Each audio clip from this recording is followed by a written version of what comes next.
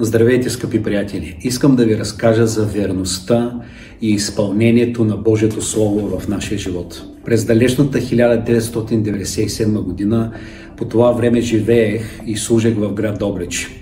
Посетих една конференция в София, на която се молеха за мен и получих слово от Бог за това, че ще пиша книги. Това беше изключително вълнуващ момент за мен, но не знаех как ще се случи. След толкова години, първата книга е вече факт, която се казва "Мисията на Христос, твоята мисия". В тази книга ще можете да откриете и да разберете мисията на Христос за всеки един християнин за разширяване на Божието царство. Понякога мислим, че само мисионерите, служителите и проповедниците са призвани от Бог, за да вършат Божиите дела. Но Исус и ясно заяви, че делата, които Той върши, и ние ще ги вършим за Негова слава. Тази книга говори за призванието на Бог към всеки един християнин да разширява Неговото царство чрез ученичество. В посланията си Исус казваше: "Делата, които аз върша, и вие ще ги вършите, за да се прославя моя баща".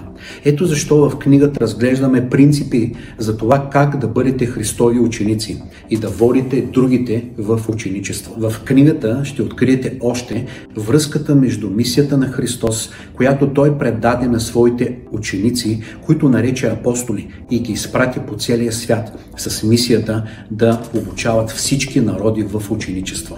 Ще видите принципи в ранната църква, които апостолите използваха за това да обучават всеки вярващ в ученичество. До толкова, че виждаме как в Деяния 6 глава се казва, че числото на учениците се преумножаваше. Ще можете да прочетете още за това как апостол Павел, който основаваше църкви, обучаваше вярващите в принципите на ученичество. Ще можете да откриете и различни пречки за това да бъдем посветени ученици на Исус Христос. Книгата е съставена от 12 глави и може да бъде изучавана както лично, така и групово в цялата църква.